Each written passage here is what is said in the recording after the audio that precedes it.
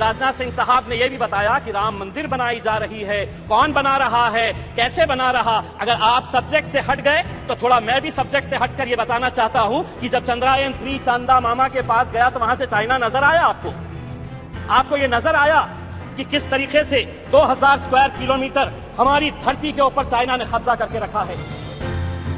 चंद्रयान 3 जब चांद पर लैंड हुआ तो सारी दुनिया में हमारी दखल ली गई और पूरे देश में बड़े गर्व का एक माहौल था, खुशी का माहौल था। पूरी दुनिया हमें इस नजरिए से देखा करती थी कि ये वो देश है जिसकी पहचान इलिटरेसी के लिए की जाती थी। ये वो देश है कि जहां पर सड़कों के ऊपर गाड़ियां कम और जानवर ज्यादा घुमा करते थे। ये वो देश था कि जहां पर फीमेल इन्फेंटिसाइड के नाम के ऊपर हम बच्चियों को पेट के अंदर ही खत्म कर देते थे। ये वो देश था जहां बेरोजगारी हमारा मुकद्दर थी। लेकिन आज ये देश बदल गया है और आज पूरी दुनिया इस देश को झुककर सलाम कर रही है। लेकिन अगर कोई ये समझ रहा है कि ये देश इसलिए बदला कि हम राजनीतिक पार्टी के नेताओं ने या कुछ राजनीतिक पार्टी के मंत्रियों और प्रधानमंत्रियों ने इसको बदला है तो बहुत बड़ी गलतफहमी का हम शिकार है। ये देश अगर बदला है तो युवा शक्ति की वजह से बदला है। ये देश अगर बदला है तो हमारे किसानों की वजह से बदला है। ये देश अगर बदला है तो हमारी महिलाओं की वजह से बदला है, हमारे वैज्ञानिकों की वजह से बदला है। और आज अध्यक्ष महोदय, हम सब बहुत सारे सदस्य ऐसे हैं जिन्हें याद होगा कि एस्ट्रोनॉट राकेश शर्मा जब स्पेस के अंदर गया और उससे पूछा गया था कि वहां से भारत देश कैसा दिखता है तो उसने कहा था कि सारे जहां से अच्छा हिंदुस्तान हमारा। अध्यक्ष महोदय, अगर इस स्पेस प्रोग्राम को हमें आगे बढ़ाना है तो हमें कहीं ना कहीं से इसे और फंडिंग देने की जरूरत है। लेकिन आज इंडियन स्पेस रिसर्च ऑर्गेनाइजेशन की फंडिंग अगर हम देखते हैं तो क्या वजह है कि 2022 के फाइनेंशियल ईयर के अंदर 13,700 करोड़ रुपए का बजट घटाकर 12,553 करोड़ रुपए कर दिया गया था। अगर जीडीपी का परसेंटेज के हिसाब से अगर हम देखें तो भारत जो है वो research and development space program के अंदर बहुत कम पैसा खर्चा करता है, सिर्फ 0.65% ऑफ जीडीपी, जबकि यूएस 2.9% करता है, चाइना 2.2% करता है और इजराइल 4.9% करता है।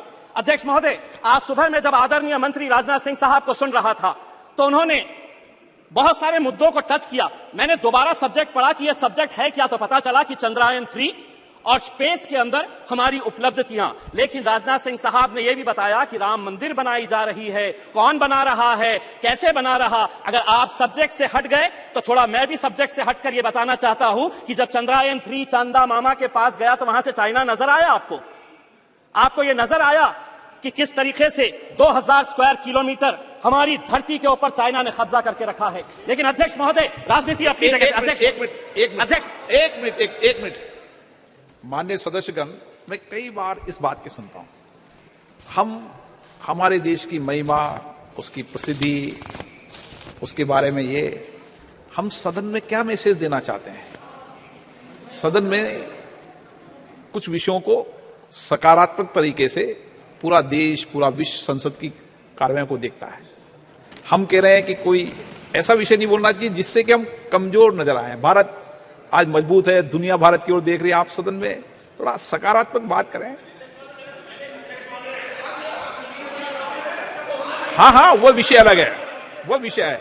मनीष जी, आपका विषय ट्रैक के ऊपर मैं नहीं हटा। अध्यक्ष महोदय, पढ़ते भी रहते हैं। मंत्री जी अगर ट्रैक के ऊपर हटकर दूसरी बातों के ऊपर चले गए तो मजबूरन हमें भी थोड़ा सा ट्रैक के ऊपर हटना पड़ा। लेकिन अध्यक्ष महोदय, राजनीति अपनी जगह के ऊपर। मुझे आज खुशी है कि चंद्रयान के अंदर जितने लोगों का योगदान रहा है उसमें 4 मैं लोगों का खास तौर से नाम लेना चाहूंगा। यकीनन जो हमारे साइंटिस्ट हैं, इस प्रोजेक्ट के डायरेक्टर है सोमनाथ, इसरो के chairperson, mission director S Mohan Kumar, project director Veera Muthuvel, इनके साथ जितनी भी टीम। लेकिन अध्यक्ष महोदय, इसी दिल्ली के जामिया मिलिया इस्लामिया के 2 लड़के भी थे उसी टीम के अंदर जिन्होंने चंद्रयान को वहां तक पहुंचाने का काम किया, मोहम्मद काशिफ और अरीब अहमद। आसाम के एक लड़का और एक लड़की थी। आपने रिजर्वेशन नहीं दिया मुसलमानों को, महिला रिजर्वेशन के अंदर मुसलमानों का, लेकिन एक बच्ची इसरो के अंदर भी है जो आसाम से आती है, यास्मीन नाजनीन और बहरुल इस्लाम। तो हमें खुशी इस बात की है। अध्यक्ष महोदय, हमें आज भी वो तस्वीर याद आती है कि जो 2019 के अंदर जब ये चंद्रयान 2 का मिशन फेल हुआ तो हम देख रहे थे कि कैसे वो साइंटिस्ट की आंखों के अंदर आंसू थे।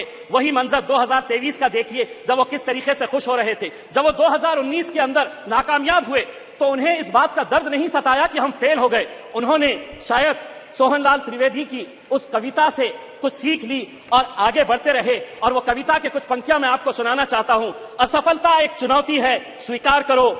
क्या कमी रह गई देखो और सुधार करो। जब तक न सफल हो नींद चैन को त्यागो तुम। संघर्ष का मैदान छोड़ मत भागो तुम। कुछ किए बिना ही जय जयकार नहीं होती। कोशिश करने वालों की कभी हार नहीं होती।